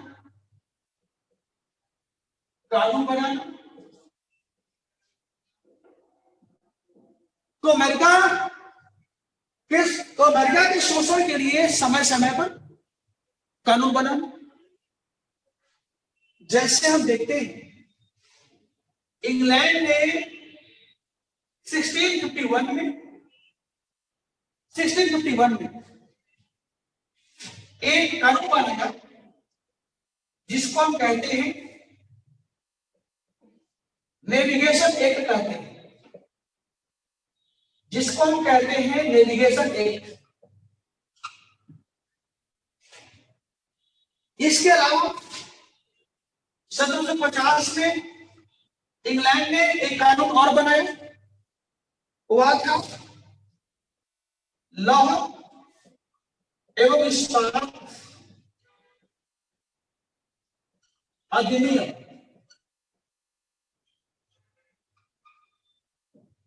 हम यहां पर कुछ कानून का ही जिक्र कर रहे हैं, कुछ कानूनों का ही हम आपके सामने यहां पर उल्लेख कर रहे हैं। वैसे अमेरिका के शोषण के लिए इंग्लैंड के द्वारा कई कानून बनाए गए। तो आइए देखते हैं। मैंने कहा कि इंग्लैंड का उद्देश्य था कि अमेरिका के संसाधनों का कैसे दोहन किया, और दोहन करने के लिए क्या करना पड़ता है कि कानून का सहारा लेना पड़ता है, ताकि एक संस्थागत माध्यम से, एक क्रमिक तरीका से हम इसका शोषण करें। तो इंग्लैंड ने क्या किया कि 1651 में एक कानून बनाया जिसको हम कहते हैं नेविगेशन एक्ट कहते हैं। इस कानून में कहा गया, बच्चों ध्यान रखना, कि मान लीजिए ये इंग्लैंड का जहाज है,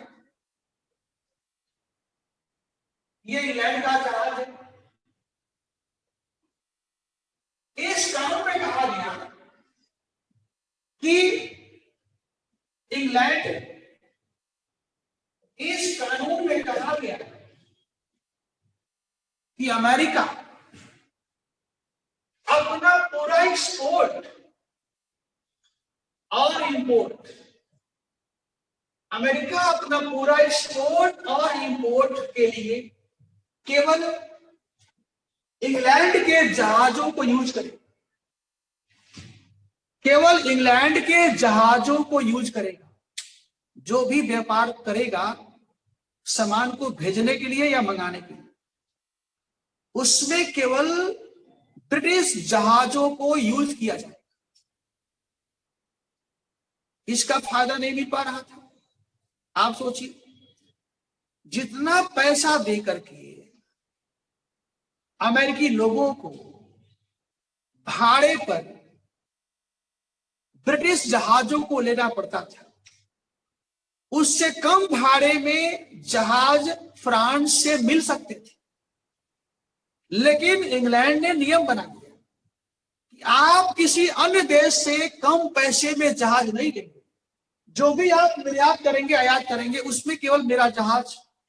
ऐसा क्यों? मैंने कहा इंग्लैंड मातृ देश है, आप मेरा उपनिवेश है, हम साध्य हैं, आप क्या है? साधन।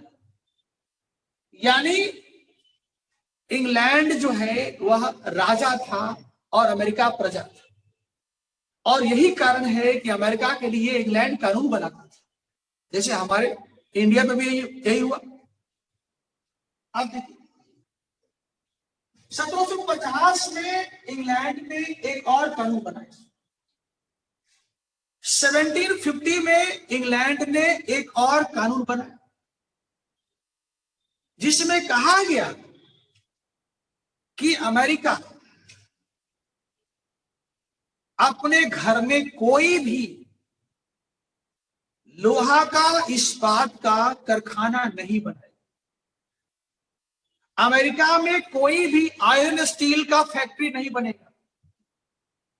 आयरन स्टील का फैक्ट्री अमेरिका में नहीं बनेगा। तो अमेरिका क्या करेगा? इंग्लैंड ने कहा कि अमेरिका इंग्लैंड को कच्चा माल देगा,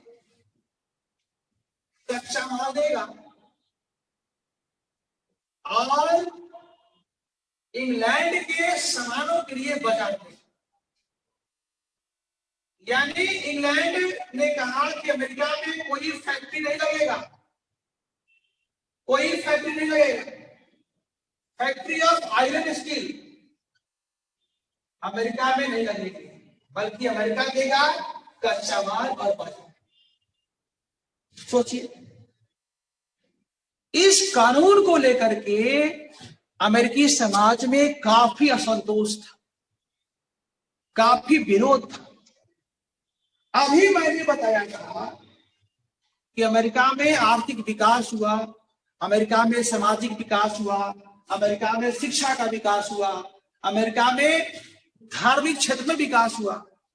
अमेरिका अब एक कमजोर देश नहीं था, वह बैकवर्ड नहीं था, आधुनिक बन चुका था, वह पूंजीवाद का समर्थक बन चुका था। इसलिए बच्चों ध्यान रखना कि ऐसे कानून का विरोध अमेरिका में होना ही होना था, क्योंकि यह कानून क्या है, यह पूंजीवाद को रोकने का प्रयास है। क्योंकि पूंजीवाद कहता है कि आर्थिक क्षेत्र में राज्य का कोई भूमिका नहीं होगा, राज्य का भूमिका क्या होगा, सीमित होगा। कौन कहता है, पूंजीवाद कहता है। और तुम क्या कहते हो, तुम कहते हो कि नहीं हम आर्थिक नीतियों को बनाएंगे, और जो तुम बनाना चाहते हो वह अमेरिका के लिए सही नहीं। तो इस तरह से आप देख सकते हो कि दोनों के बीच संबंध खराब होना ही होता है। ठीक है,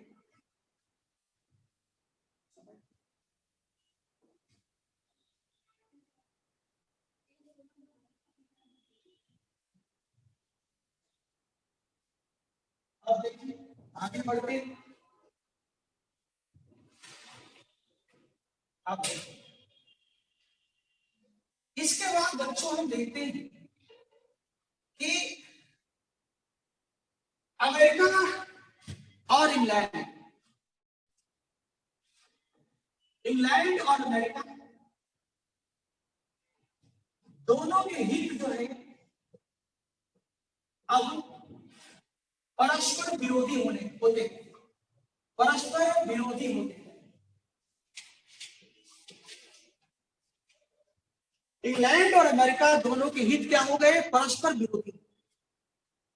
और इसी बीच कुछ ऐसी घटनाएं घटती हैं, इसी बीच कुछ ऐसी घटनाएं घटती है, यह विरोध बढ़ता है, यह विरोध क्या हुआ, बढ़ता है। कुछ ऐसी घटनाएं घटती है कि यह विरोध लगातार क्या होता है, ग्रोइंग यानी बढ़ता है। वो कैसे, वो घटना कौन सी है, उसमें सबसे पहला घटना है बच्चों जिसको हम कहते हैं सप्त वर्षीय युद्ध कहते हैं, सप्त वर्षीय युद्ध कहते हैं। उसमें सबसे पहला घटना है सप्त वर्षीय युद्ध कहते हैं, यानी 7 years वॉर, 7 years वॉर, जो कि 1756 से लेकर के 1763 के बीच में हुआ था, जो 1756 से लेकर के 1763 के बीच में हुआ था।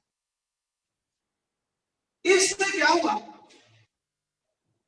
कि ये अमेरिका हो गया, इसके ऊपर ये कनाडा हो गया, ये कनाडा हो गया और ये अमेरिका हो, ये अमेरिका हो। अब क्या है कि इंग्लैंड और फ्रांस दोनों के बीच इस कनाडा को लेकर के संघर्ष शुरू हो गया। इंग्लैंड और फ्रांस के बीच कनाडा को लेकर के संघर्ष हो गया। हालांकि पहले कनाडा किसके हाथ में था, फ्रांस के हाथ में। कनाडा पहले से ही फ्रांस के हाथ में, लेकिन इंग्लैंड चाहता था कि कनाडा को हम पकड़ लेंगे तो हम सुरक्षित हो जाएंगे, कारण कि हम यहां पर हैं, आज हमारे ऊपर बैठा है फ्रांस, हमारे ऊपर कौन बैठा है? फ्रांस। तो हमेशा डर है कि फ्रांस यहां से अटैक कर सकता है। यदि ये आ जाएगा तो हम पूरा सुरक्षित हो जाएंगे। ये देखिए, इसी बात को लेकर के दोनों देशों के बीच पूरे 7 साल 7 इयर्स, पूरे 7 इयर्स वॉर होता है।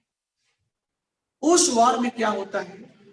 इंग्लैंड की जीत होती है, उसमें इंग्लैंड की जीत होती है, इंग्लैंड विक्टोरियस हो जाता है। लेकिन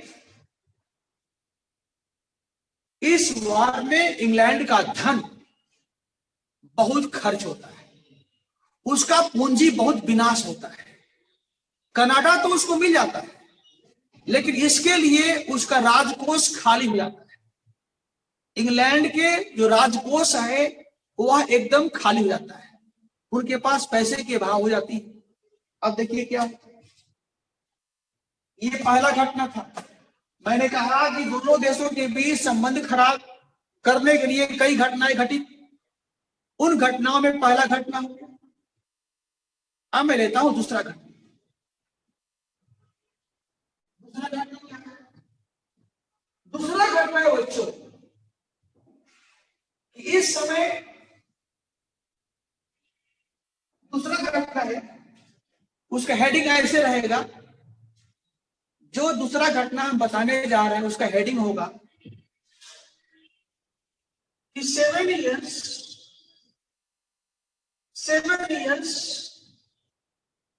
वॉर के बाद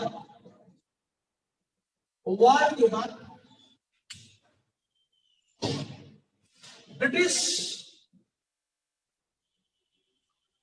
सरकार की नीतियां, ब्रिटिश सरकार की 7 इयर्स वॉर के बाद ब्रिटिश सरकार की नीतियां, ठीक है। यहां हम देखते हैं, ये हमारा हेडिंग हो गया। इस समय इंग्लैंड का राजा था जॉर्ज तृतीय। इंग्लैंड का राजा कौन था? जॉर्ज तृतीय, जॉर्ज थर्ड, ये इंग्लैंड का राजा था।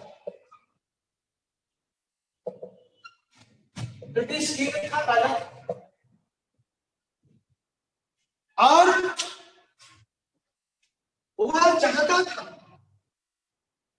कि 7 इयर्स वॉर में जो इंग्लैंड का संपत्ति का नाश हुआ है, जो इंग्लैंड का धन खर्च हुआ है,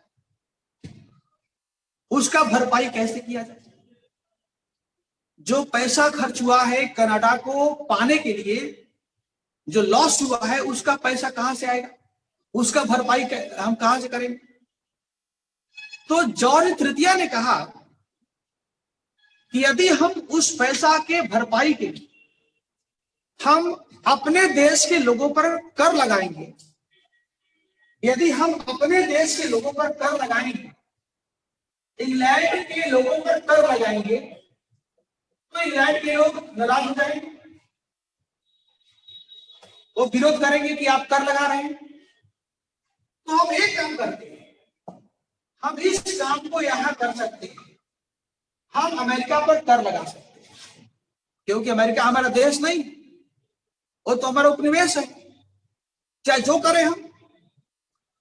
भाई अपने घर में हमको प्रॉब्लम है, अपने घर में हम कर लगाएंगे तो प्रॉब्लम है, लेकिन ये तो मेरा घर है नहीं, ये तो उपनिवेश है, चाहे जो करें हम। इस बात को कौन सोचा? जॉर्ज तृतीय ने सोचा। और उसके बाद उसने क्या किया कि अपना जो प्रधानमंत्री था, जो इंग्लैंड का जो प्रधानमंत्री था उस समय, उसका नाम था ग्रीनविले, उसका नाम था ग्रीनविले, ग्रीनविले। वह इंग्लैंड का उस समय पीएम था, पीएम।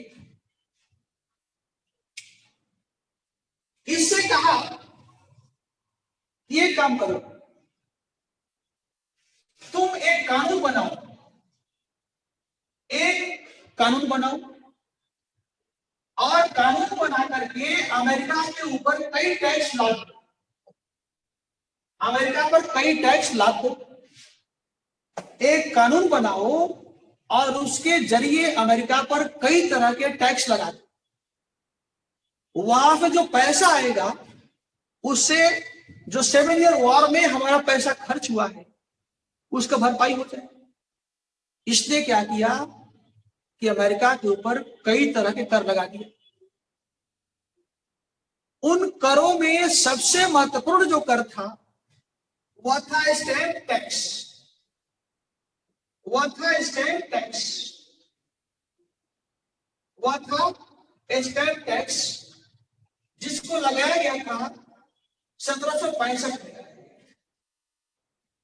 उन करों में सबसे महत्वपूर्ण कर जो था स्टैंप टैक्स था जिसको 1765 में लगाया गया।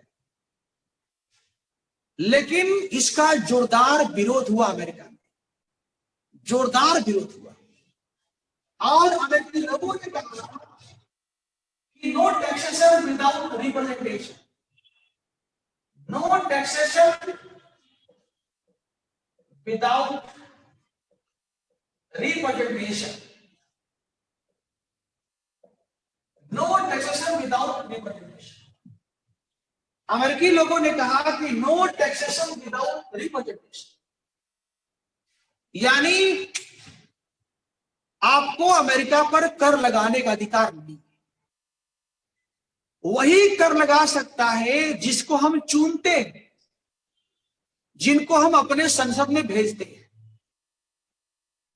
और आप हमारे प्रतिनिधि तो है नहीं, आप हमारे प्रतिनिधि नहीं है, आपका हमने चुनाव तो किया नहीं। तो इंग्लैंड का जो संसद है उसका बिना अमेरिकी लोगों के सहमति के अमेरिका पर कर लगाने का अधिकार नहीं है। इस बात को लोगों ने जो ब्रिटिश वो है जो प्रधानमंत्री है उसको कानून वापस लेना पड़ा, फिर मामला शांत हो गया। इसके बाद इंग्लैंड में अगला प्रधानमंत्री आ गया, ग्रीनविले के बाद इंग्लैंड में अगला प्रधानमंत्री आ गया जिसका नाम है लॉर्ड रॉकिंघम।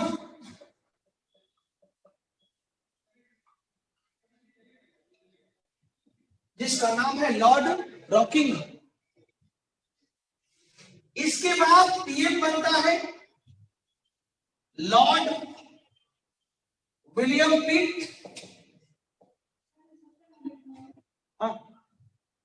ऑप्शनल है नहीं, ऑप्शनल है। लॉर्ड विलियम पिट बनता है प्रधानमंत्री। इसके बाद प्रधानमंत्री बनता है लॉर्ड नॉर्थ।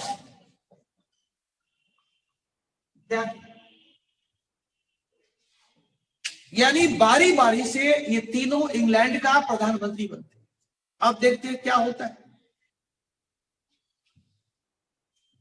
जब रॉकिंघम बनता है प्रधानमंत्री तो उसने कहा कि हम इस बात को मानते हैं कि हम अमेरिका पर कोई कर नहीं लगाएंगे, हम अमेरिका पर फिलहाल कोई कर नहीं लगाएंगे, लेकिन हमें कर लगाने का अधिकार है। यानी जो रॉकिंघम है, रॉकिंघम, इसकी सरकार ने एक कानून बनाया जिसमें कहा कि फिलहाल इंग्लैंड अमेरिका पर कोई कर नहीं लगाएगा, लेकिन इंग्लैंड के पास अमेरिका पर कर लगाने का अधिकार होगा। अब देखिए, ये भी चला गया, इसका भी विरोध हुआ। इस कानून का भी विरोध हुआ। तब अगला जो पीएम बनता है लॉर्ड विलियम पिट बनता है, लॉर्ड विलियम पिट। इसके समय में एक कानून पारित किया गया और कहा गया कि हम कुछ चुने हुए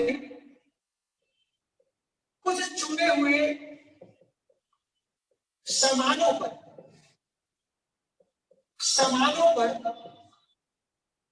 कर लगाएंगे।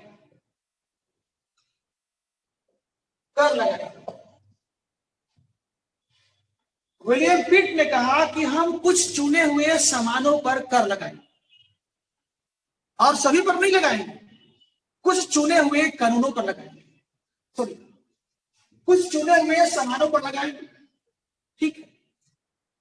और हम जो कर लगाएंगे वह केवल बाहरी कर होगा,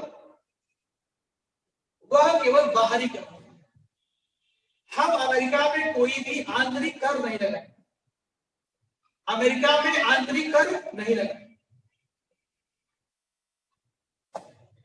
विलियम पिट ने कहा एक बार फिर कि हम अमेरिका पर कुछ चुने हुए सिलेक्टेड आइटम्स पर हम कर लगाएंगे, सिलेक्टेड आइटम्स पर हम कर लगाएंगे और यह कर जो होगा वो आंतरिक नहीं होगा, कस्टम होगा, कस्टम टैक्स बाहरी। तो भाई जो सामान चुना गया जिस पर कर लगाना था उसमें से आप देखोगे एक कागज है, जो सामान चुना गया कर लगाने के लिए उसमें शीशा हो गया, उसमें कागज हो गया, उसमें चाय हो गया, ऐसे जो है सामान शीशा कागज चाय जैसे सामानों को चुना गया। इन सामानों पर हम क्या लगाएंगे, हम इन पर कस्टम टैक्स लगाएंगे, इस पर हम कस्टम टैक्स लगाएंगे,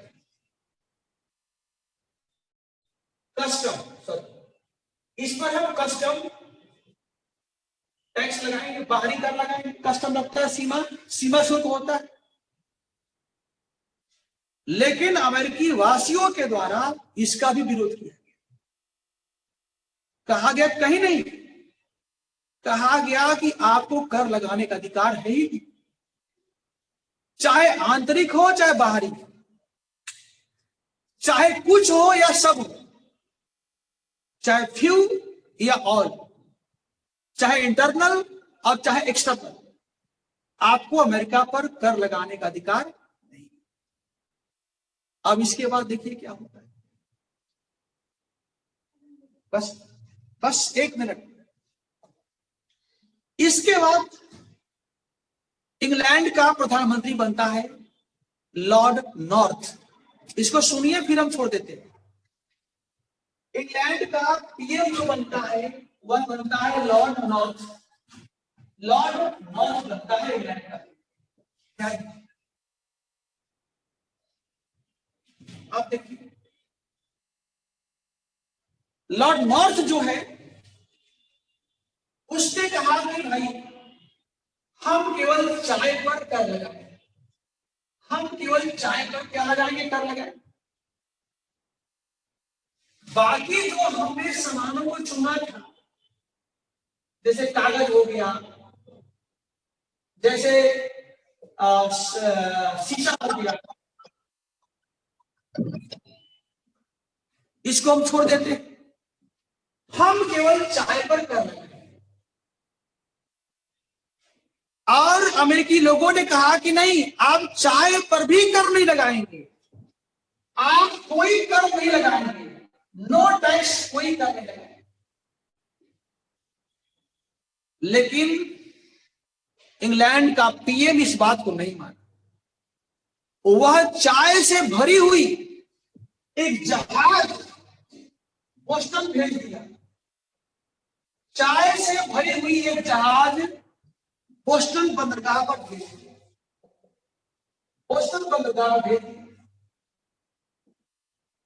और जिसका परिणाम हुआ कि अमेरिकी लोगों ने उस जहाज में वो घुस गए।